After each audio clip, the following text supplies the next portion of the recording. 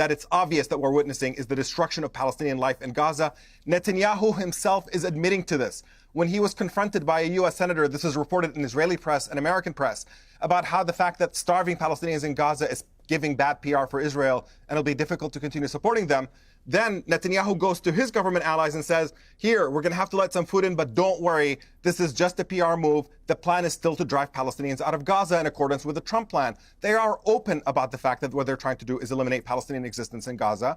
And frankly, you would just have to be a moral monster at this point to defend it and whitewash it when you should know better. And Emily, you do know better. You live in Israel. You're exposed to Israeli media. You know that's how everybody is talking in Israel about eliminating Palestinians and committing a second Nakba in Gaza. No, they're not. That is the discourse that is dominating Israeli politics. Okay, let me bring Shail in because you have an interesting perspective, I think, Shail. Welcome to Uncensored. You initially supported your country's right to defend itself, as indeed did I for many months. But earlier this year, you said that you now believed it was committing a genocide. Explain to me your changing view here. Yeah, so I agree with a lot of what Emily is saying in theory, because after October 7th, Israel absolutely had a right and an obligation to defend itself and defend its citizens. There's absolutely no question about that. But as someone who has some knowledge of military strategy, it became very clear to me after a few months that Israel was not fighting this war in order to win it. The fact that Hamas remains in control of large parts of Gaza after so long tells you a lot about the priorities of the IDF and of the government in this war. So when I started seeing that at no point was there a day after plan to replace Hamas, that areas that are still controlled by Hamas are not being invaded by the IDF, and that the decision to stop bringing in aid or lessen the aid considerably is not hurting Hamas at all, because Hamas can get the aid, but it's hurting civilians instead. I started realizing that something else is at play here. It took me far too long. It took me many months to understand that. Then I also have contacts in the IDF. And they started telling me that the IDF is going after the clean water supply, every well, every aquifer, that they're going after every hospital, that they're trying to destroy basically the infrastructure that allows you to live in Gaza.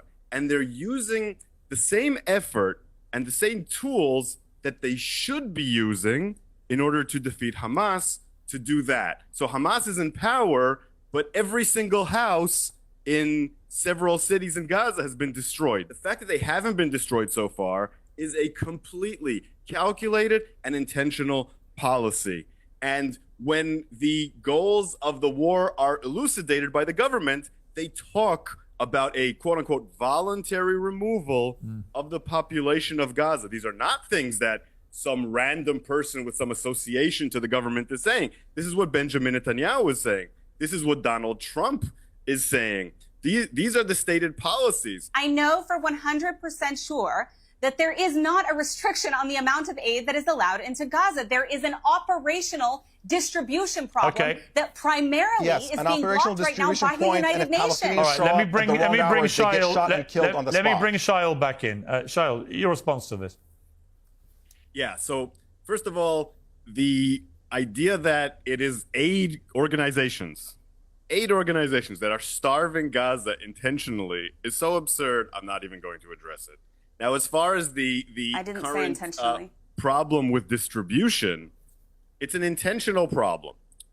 What's missing in this conversation is the creation of the GHF.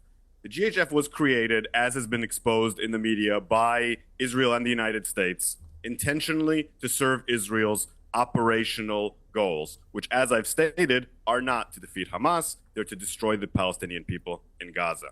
And what they've done since is hand out the food in such a way that creates a choice for the people of Gaza. Either you starve to death or you get shot to death. These are death traps. The amount of people who have been killed is staggering. And the fact that the number keeps rising instead of going down shows that they're not learning from their mistakes. They're learning how to become more lethal rather than learning how to become less lethal.